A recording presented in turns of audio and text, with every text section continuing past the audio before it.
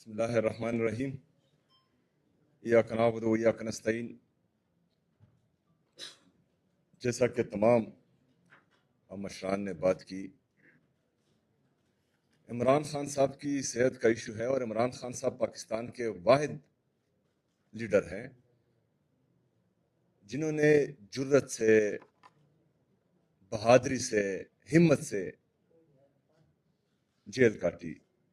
لیکن عمران خان صاحب کسی جرم میں قید نہیں ہوئے، عمران خان صاحب کو اغوا کیا گیا ہے، وہ غیر قانونی طور پر ناحق قید میں ہیں۔ ان کی اہلیہ بشرا بی بی صاحبہ وہ بھی ناحق قید میں ہیں، وہ صرف عمران خان صاحب کو توڑنے کے لیے ان کو جیل میں ڈالا گیا ہے۔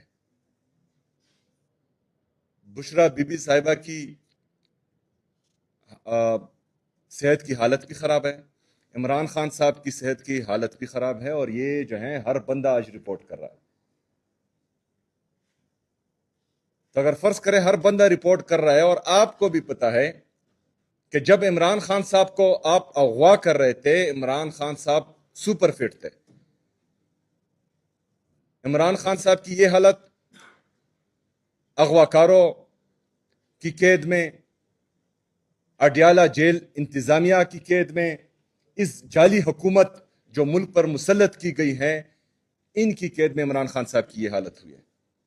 اس کے ذمہ دار وہ اغوا کار بھی ہیں جنہوں نے عمران خان صاحب کو اغوا کیا، جیل انتظامیہ بھی ہیں، یہ جعلی حکومت بھی ہے، اور وہ ججز بھی ہیں جو انصاف نہیں کر رہے۔ ججز سے پوری قوم کی امید ہے کہ آپ انصاف کریں گے، لیکن آپ بھی کسی کے اعلیٰ بن گئے اور انصاف نہ کر پائے تو یہ ملک کس طرف جائے گا؟ یہ لوگ کس طرف جائیں گے؟ پاکستانی عوام کس طرف جائیں گے؟ جس نوجوان نے اس ملک میں پوری عمر گزارنی ہے، وہ کس طرف جائے گا؟ اس کو تو اپنا مستقبل ڈارک نظر آ رہا ہے، اندھیرے میں نظر آ رہا ہے۔ پاکستان کا نوجوان غصے کی حالت میں ہے، پاکستان کا نوجوان نفرت کی حالت میں ہے، پاکستان کے نوجوان کو اس ملک میں اپنا مستقبل نظر نہیں آ رہا۔ پاکستان کا نوجوان یہ سوچ رہا ہے کہ ملک کے سابق وزیر اعظم کے ساتھ اگر ایسا سلوک ہو رہا ہے تو کل میرے ساتھ کیا سلوک ہوگا۔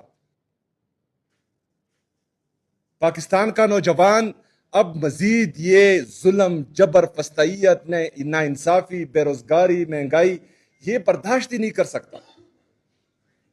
وہ تپا ہوا ہے۔ میں خیبر سے کراچی تک گیا ہوں، ہر صوبے میں گما ہوں، جو نوجوانوں کی نفرت میں دیکھ رہا ہوں، ان کی آنکھ میں جو انقلاب کا جذبہ میں دیکھ رہا ہوں، وہ آپ کی سوچ ہونی چاہیے۔ یہ کاکروچ معمولی چیز ہے۔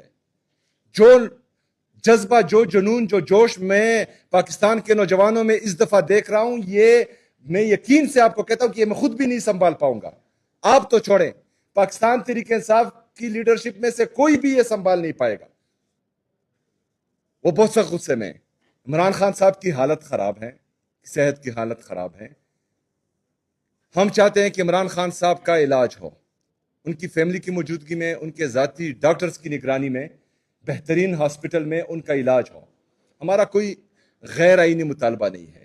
آج یہ سارے مشران بھی بیٹھے ہوئے ہیں، پاکستان تحریک انصاف کی پوری لیڈرشپ، عمران خان صاحب کی فیملی یہ گارنٹی دیتی ہے کہ اگر وہ عمران خان صاحب سے ملیں، باہر کوئی سیاسی بات نہیں کرے گی۔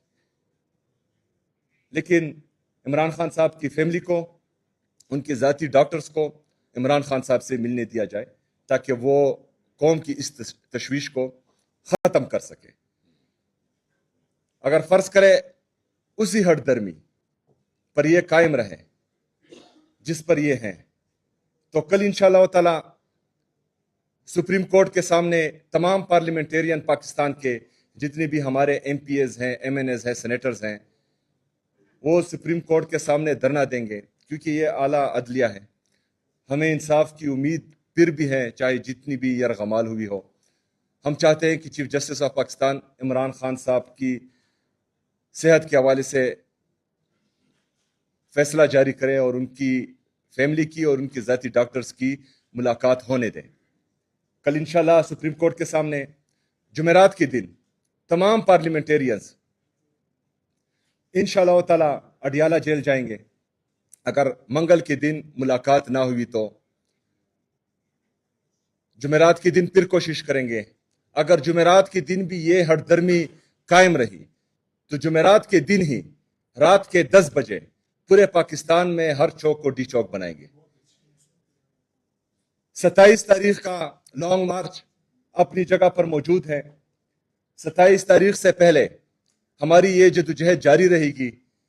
27 ستمبر کو انشاءاللہ تعالی پورے پاکستان کے لوگ نکلیں گے اور 27 تاریخ کو پھر نہ ہمارے پاس کوئی موقع رہے گا نہ کسی اور کے پاس، پھر کوئی نہیں سنبھال پائے گا، اور 27 تاریخ کو پورا پاکستان نکلے گا انشاءاللہ تعالی. شکریہ.